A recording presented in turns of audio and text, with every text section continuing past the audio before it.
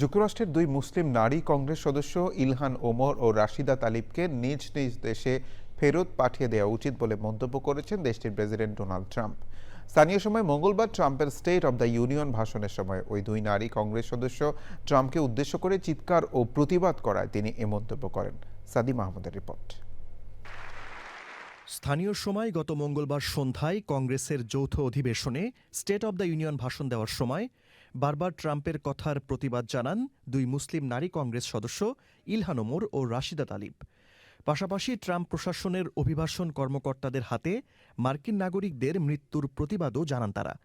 House chamber থেকে বেরিয়ে যাওয়ার ঠিক আগ মুহূর্তে তারা চিৎকার করে ট্রাম্পকে উদ্দেশ্য করে বলেন, আপনি আমেরিকানদের হত্যা করছেন।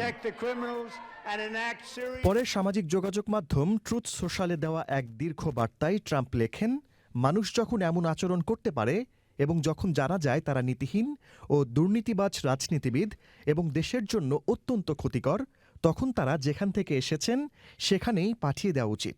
ট্রুথ সোশ্যালে ট্রাম্পের দেওয়া বার্তার জবাবে সামাজিক যোগাযোগ মাধ্যম এক্সে রাশিদা লেখেন, দুই মুসলিম নারী প্রতিবাদ করছেন ও তার ভুল সংশোধন করে দিচ্ছেন, এটি তিনি সহ্য করতে পারছেন না, তাই এখন তিনি মেজাজ হারাচ্ছেন। প্রেসিডেন্ট মজনুন লিখে হ্যাশট্যাগও দেন তিনি। হ্যাশট্যাগে ব্যবহৃত মজনুন একটি আরবি শব্দ যার অর্থ পাগল। ইলহান ওমরের জন্ম সোমালিয়ায় হলেও তিনি ৩ দশক ধরে যুক্তরাষ্ট্রের নাগরিক।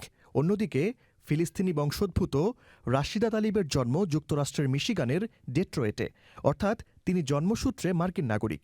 ফলে ইলহান ও রাশিদার কাউকে তাদের পূর্বপুরুষের দেশে পাঠিয়ে দেওয়ার কোনো আইনগত সুযোগ নেই।